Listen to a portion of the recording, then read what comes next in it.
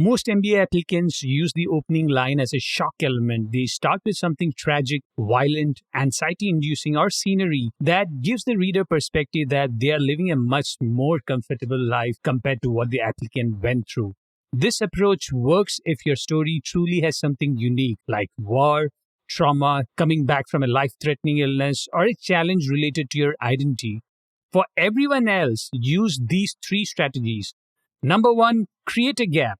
This is what most novelists do. They take you to a slice of time in a story that is not predictable, nor is it in the first part of the story arc.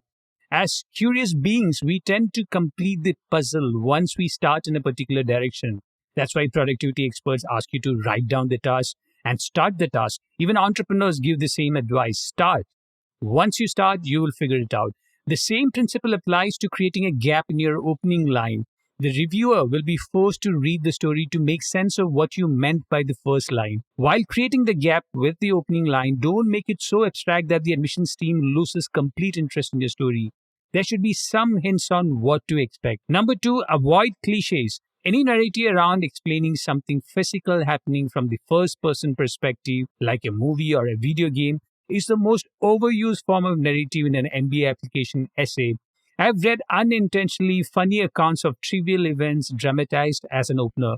This immediately takes away all credibility around your accomplishments. It's much better to start with a conservative opening, build up the narrative, and then share an impactful event than starting with a cliched opening line. For authentic openers, subscribe to FNG Math's essay editing service at store.fngmath.com/essay-editing. Number three, set the right expectations and meet them. When you create a memorable opening line, the tendency is to continue and expand on that narrative.